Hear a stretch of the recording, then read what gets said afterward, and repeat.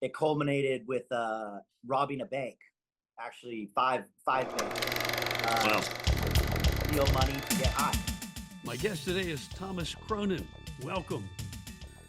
Thank you, John. Thanks for having me. And you have been fighting some of these ferocious wildfires in California as a California firefighter, haven't you? Yes, sir. 11 years now.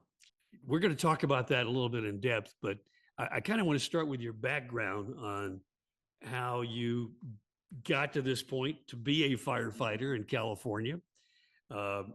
You are originally from California? Correct. Yeah, born in San Diego, raised in the Bay Area, and I currently reside in the Bay Area with my wife and my dog, my Shepsky puppy. Well, it's a great place, although California's changed quite a bit since I lived there, I know.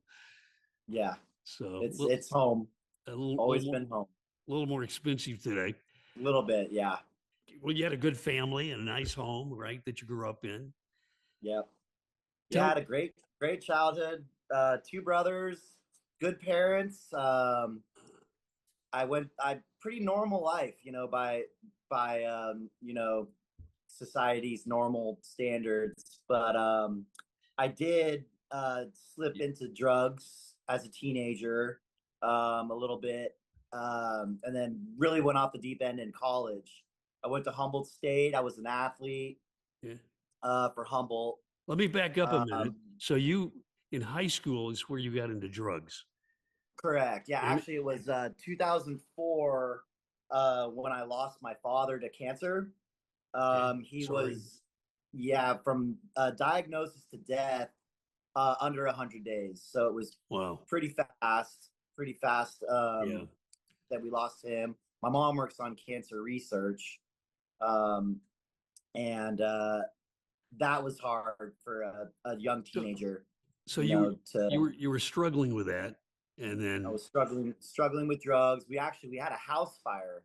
Actually, we were living in a hotel when my father passed. So it was like one thing, just kind of when it rains, it pours, right? Yeah. So then one thing led to another, and I definitely went off the deep end. So you escaped that way, and that was my escape, was drugs and alcohol. My claim to fame was sports, so I held on to that. What kind of sports? I played football and baseball. Okay. My grades were never really that great, but I was always a great athlete. Yeah. So I got a football scholarship to Humboldt State, where I played football and then I played baseball. Graduated with an accounting degree. Wow. And it was in San Diego after college that I fell into drugs again, or really it picked up. You're the first bank robber that I have interviewed. Well, actually, that's not true. That's not true. Years and years ago, I interviewed one of the members of the Bonnie and Clyde gang. Oh, no way. Yeah. This goes way back. And he had actually escaped from jail with them in Waco, Texas. And he was caught. And so I remember sitting in his living room and recounting some of that in the Bonnie and Clyde gang, which were infamous back in the day, especially in Texas, Oklahoma. Yeah. Uh-huh. So you're the second bank robber I've interviewed, and I acted alone, just me by myself. Yeah. Stealing money to get high, to get drugs, and nobody got hurt. I actually used a prop BB gun, toy gun, so I couldn't hurt anybody, even if I wanted to. But nobody got hurt. So even though you had an accounting degree, and I assume you had an accounting job at some point there in San Diego, correct? Okay. Yeah. But the drugs were draining; they were draining your bank account. That and Mexico, when I lived in San Diego. Yeah. So I found cheap drugs in Mexico. Wow. Cocaine was my drug of choice, and it controlled me. It took over, and I was not living with a meaning, a purpose, like a drive. I was just waiting for the next score, the next high, right? And I lost my job, lost my car, and saw stealing money was like the only way that I could find that fix. Did you get arrested in drug-related charges during that period? So I was on the run basically for like a little over 5 months, from the first robbery to the arrest. And yes, there was drug charges, but my sentencing was 7 years for actually 10 total robberies. Yeah. And including 5 banks. Wow. So I went to prison. They sentenced me to 7 years. And because nobody got hurt, they allowed me to do fire camp. So that's where I discovered in jail. I heard stories, heard people talking about it. And I thought, the way that these guys talked about the fire camp, it was like the coolest thing that they had ever done, right? To have a chance to be a firefighter. And you're outside of the jail. You're outside. That's probably a big deal. You're outside of the cell. You're fighting fire. You're literally you're on the mountain fighting wildfire, and you got hand tools and chainsaws, and you're cutting trees down and cutting fuel breaks during the winter. But during the summer, you fight wildfires, and you're on the road. You're outside. So that's a right. It's a no-brainer. You have to earn that right, I guess. So it's a volunteer program. Okay. You have to volunteer. They can't make you go. But when I went, there was no time reduction for going. For me anyway, because I was 85%. Everybody else got half their sentence reduced to third time for being in fire camp. Did you get paid something? You make $1 per hour. Okay. So I made $24 a day fighting fire, while fighting fire. Yeah. Otherwise it's $1.97 I made per day. And that's before restitution. Okay. And 55% is reduced to pay off your restitution fines. But I and I hear the argument often, that guys, they'll say, oh, it's like slave labor. Yeah. But I say it in my book. I've said it 1,000 times. I would have done it for free. You don't do it for the money. Yeah. What's your alternative? You can go sit in a cell, or you can go fight fire. Yeah. So it's a no-brainer. The food is better. You're outside, like you said. You're doing something good. You're doing something positive. Yeah. And considering the alternative, it's just, I was very fortunate. I was blessed for the opportunity to go. Yeah, I hear you. And it changed my life. It gave me a career. So I guess going in prison, I assume you didn't have access to drugs anymore. So you no. They absolutely do have drugs in prison. Oh, really? Absolutely. I made the conscious, effort to get sober, right? Okay. Obviously drugs was not working for me. Yeah. Found myself in somewhere where I didn't want to be. I didn't like who I was. Faith was a big part of my transformation. I read the Bible daily, and now, how did that happen? Got sober. Were there people in prison that worked with you on your faith and getting sober? So they have church. We had Bible study. Yeah. But it's a conscious effort to, guys will get together, and we'll have our fellowship because, we actively sought that out, and it's just, you have to want it, right? It's something that something that we found together, that we shared, in a common interest, and so that was a big part of it, of my transformation. But I mean, it was the fire camp opportunity that really changed my life, and gave me a new direction, a new purpose, a meaning to my existence, which I never really had before. So, your story is so fascinating. And first of all, to get to the point where you get to the middle point or whatever of willing to, I guess, risk your life to go in and rob a bank. That's yeah. So, yeah, I mean, and I think back on that, those times that, and it's like, I think about it, and it's like, I can't even like put myself in those shoes. Like, it was a completely different person, like obviously influenced by drugs, right. Like, I don't think a sober person would do that, but it was a different person. I was a different person, I can't even put myself in those shoes anymore. Yeah. Who was it that said, think about famous bank robber, and they asked him why he robbed banks, and he said, because that's where the money is. right. I think it's Willie Sutton. I can't remember, but okay. Yep. So the important thing is that no one got hurt, right? Yeah, exactly. If I had hurt someone, then I wouldn't have had this fire camp opportunity. Yeah. Okay. So you're on 5 banks. You got arrested.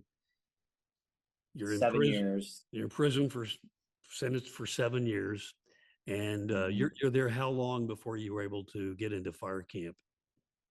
It took me about a year and a half to get to fire camp.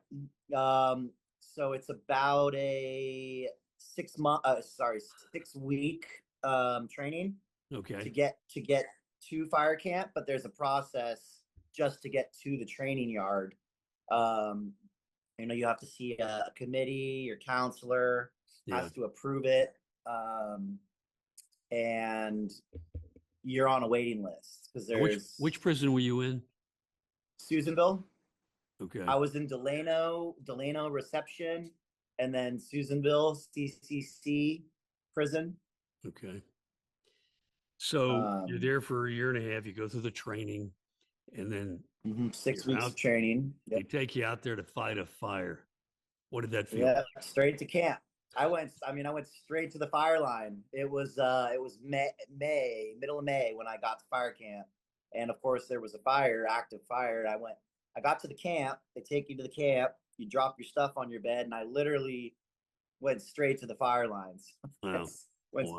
Went straight to a fire. My first day at camp, I was at Salt Creek in Cronin, near Cronin. It's Orland, actually, closer to Orland. And I did my 2014, my first season with Salt Creek, and I got out there and got to fight fire, and I fell in love. Were you okay? The first experience, were you terrified, or was it exhilarating, or what did you feel? It was exciting. It was definitely scary. I remember because we were cutting hotline, which means you're actively next to the flames, cutting hotline. And I remember hotline being the fire line. Correct. Okay. Fire line. Yep. And we call it hotline because it's active fire. Yeah. A lot of times we'll do fire line and there's not always fire there. Yeah. We might light a fire off of our line. Yeah. We might, put a fire line in around a fire after it's extinguished just to keep it contained. But this was active hotline. So that was my first fire. And it was very exciting. It was scary. Yeah. But I've always been kind of an adrenaline seeker.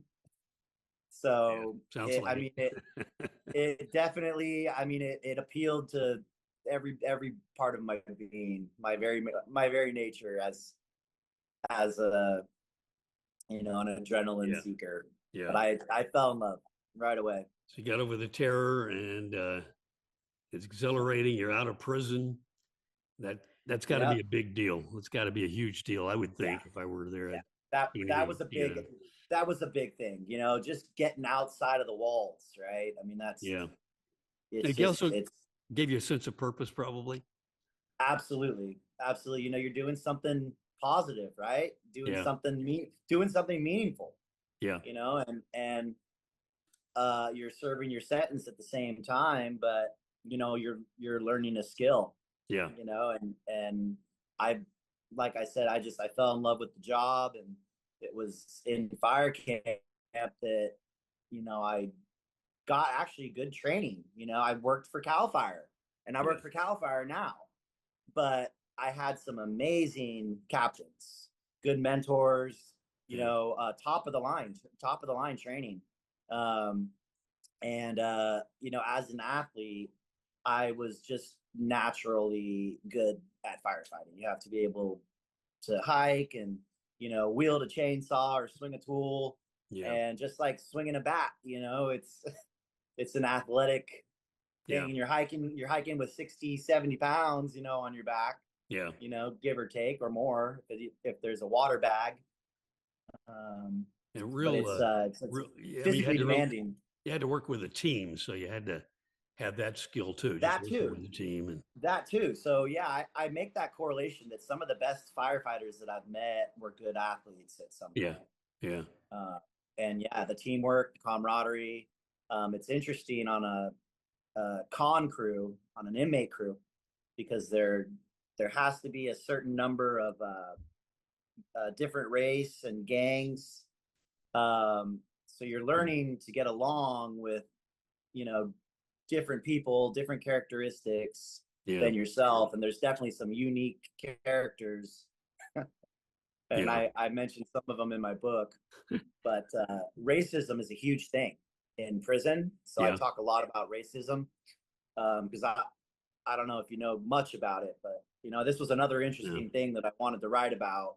yeah. Uh, you know, because you're literally segregated. I mean, Okay. it's you know, blacks over here, whites over here. You can't sit at the same table. You can't Mm, share a glass of water with them, with another race.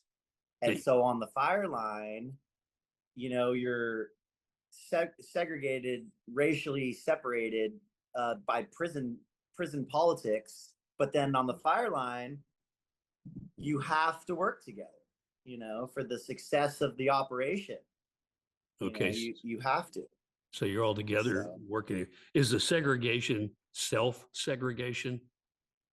it's just the rules. These are, so you'll have guys who enforce these rules for the white race, right? Yeah. And he's called like the shot caller or the Okay. key holder, right? He holds the keys. He makes the rules. So if you break the rules, Mm, he'll have his soldiers kick your butt, okay. right? And the It's same on called the a other side. removal. The It's called a same on the other removal. side, probably, right? Same on the other side. Okay. Yep. It's all Yep. kind of Yes. tribal and by gangs and by It's very tribal. Very tribal. and Yep. hierarchical. There's somebody at the top who's going to kick your butt Yep. or have it kicked. Well, he won't. Yeah, he'll Yeah. make the decision, but he normally doesn't get his hands dirty if he doesn't have to. Is it similar to the movies we see about prison life? Or, Yes and no. It depends on which level you're on. So I was okay. on the lowest level, which is a fire camp, which is a considered a .5 yard. Now you have a 1 yard, a 2 yard, a 3 yard, and a 4 yard. And a yard meaning, Five being death row. But oh, the higher you go, the more dangerous of a criminal you're going to find. okay. Less, more rules, less amenities. You're not going to leave your cell, you know, hardly ever. I think it's like an hour a day those guys get to leave their cell. Yeah. Um, and then you go down, you go to the 1 yard or a 2 yard. You're allowed to go walk the yard during the day for a certain amount of time. You're in a Okay. dorm with 30 other prisoners instead of a instead of a cell. Wow.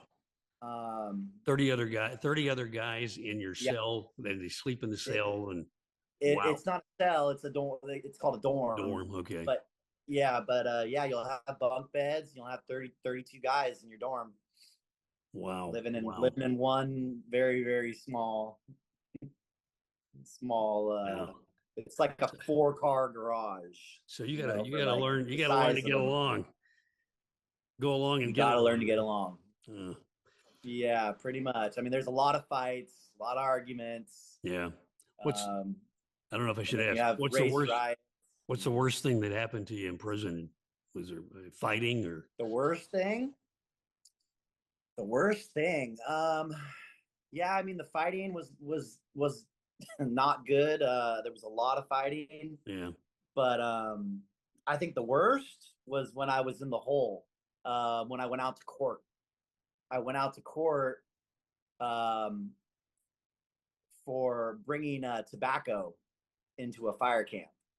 Huh. It's a chapter. It's a chapter in my book. It's called The Drop. Okay. And we should mention the name of your book. Yeah. I Broken Chains. I would hold it up. Of an inmate. Yeah, and you were literally in chains. Literally in chains. So Yeah. that's the metaphor. Is Yeah.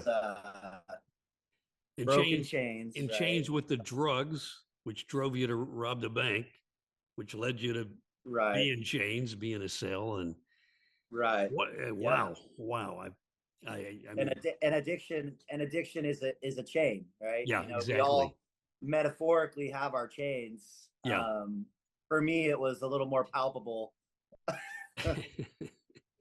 Well, so what message would you want to leave people with who maybe are facing maybe a drug addiction, maybe another kind of an addiction? They're in chains in some way in their life. Yeah. What message would you want to pass along to them from your experience? Well, faith was a big part of my transformation. But for me, the transformation, it was wanting something better, right? There has to be a focus. And I think for me, just being so dedicated to a career in firefighting, Yeah. It took away my attention from wanting to do drugs, wanting to, the party life. Yeah. My attention was on firefighting. You just have to focus on, I think, one thing, right? And not just not get sidetracked, not get, gotta want it, right? Like I pursued firefighting. I wanted it so bad that I decided I no longer wanted the drugs because I wanted the firefighting more. It was more important to me to take care of my body, to be healthy. Obviously, drugs and firefighting doesn't mix, so I couldn't have both. So, are there guys in the fire line that just didn't cut it, fell out of the program? Yeah. And it's sad to see. I make the correlation to broken chains, right? I say they either broke their chains or they didn't. Sadly, recidivism is roughly 73, I think, percent still in California. Yeah. And in fire camp, it's closer to 50 for rehabilitation for guys who get out and don't come back. So there's another statistic there that this program really works and helps change lives. But there was guys. I saw a guy leave and come back on my same term. Yeah. I wonder what percentage of the guys stay in the program or stay as firefighters like you have. So, and like I said, I see these guys break their chains and continue. Without mentioning names, I work with several firefighters in Cal Fire who were in fire camp. Yeah. Who have done exactly what I've done. Wow. That was a big part for me of my motivation to see that. Yeah. Because when I was in orange, right, wearing orange, Yeah. firefighting, I could see guys on the line who would tell me, "Hey, stick with this. You can do it," because I used to be wearing that orange uniform. Wow. And now they're Cal Fire wearing the blue or wearing the forest green. Yeah. And I saw that and I said to myself, you know what? I'm going to do that. I'm going to be where you're standing, and do what you did. And now that I'm here on this other side, I work for Cal Fire now. I tell the same guys, wearing orange that I see them, I work with them, Yeah. you guys can do this. You can do it. Stick with it. Stay motivated and stay dedicated. And I'm not the only one. I'm not the only one. I work with several guys who were wearing orange and got their start in fire camp and said, you know what, this is a great job. It's a great career. I'm going to stick with it. I'm going to keep going. Yeah. And I give them a book and I say, when I sign it, you know what it means to break chains. Yeah. You know the meaning. So it's great to see. I love seeing it. And I'm not the only one. And I try to motivate those guys as much as I can when I see them. Yeah. I tell them that they can do it. I'm not the only one, and I won't be the last. Well, I admire you. I admire you the way you've turned your life around. I admire you the way you're sharing your story and helping other people who are in chains of some sort. Maybe they're in prison, but maybe it's just walking around with chains that are invisible. Yeah. When I told some people I was going to be interviewing you, they were concerned. They were a little bit like, felt like the prisoners were being taken advantage of and used. But from what would you tell them and lawmakers who about the firefighting program with prisoners? Yeah. Right. Yeah. And I've heard that. Right. And I hate to hear it because it's so far from the truth. Right. Slave labor, taken advantage of, they're not getting paid enough. Yeah. And I'll tell them, what I tell everybody, and that's, I would do it for free. Considering the alternative, you did a crime, you committed a crime, you need to serve your sentence. So what better way to give back, for a crime that you committed than to serve the community? Yeah. It teaches, value and just the meaning that it brings you, the purpose to a life, that otherwise would be just sitting in a cell. What better way to rehabilitate than to be a firefighter? I mean, I don't know. I just think it's the coolest thing in the world. I never had a bad experience with any of my captains, with the COs. I always was treated with respect as a firefighter. Treated as a firefighter. I had two titles, inmate and firefighter, right? Associated with my name, my title. And I only ever associated with the firefighter. I never thought of myself or felt like an inmate because I had this gift, this opportunity. Well, it gave you a new identity. It gave you a purpose in life. Also gave you a way to give back in real terms to help people who were, facing their homes being burned and destruction. So it's such a great feeling. It was a great feeling too when you save a house. And the people with the signs, the thank you firefighter signs. Well, It just, it's so heartwarming. And to feel that in prison, it's a gift. It's a gift. Well, it was your path to redemption. Absolutely. Well, listen, Thomas. Hey, I want to talk. Well, we got to talk again. I just, of course, you're fascinating, and your book is available on Amazon Yes. and I guess wherever books are sold. Yep. I And have a website too. Broken Chains Firefighter. well, I urge you to go to that site. We'll post it below so you have a link. And appreciate you sharing your story with us, Thomas, and wish you the Right very on. best of luck. Thank you for having me. Stay safe. All right. Take care. Thanks, Take, John. take care, Thomas. Bye bye.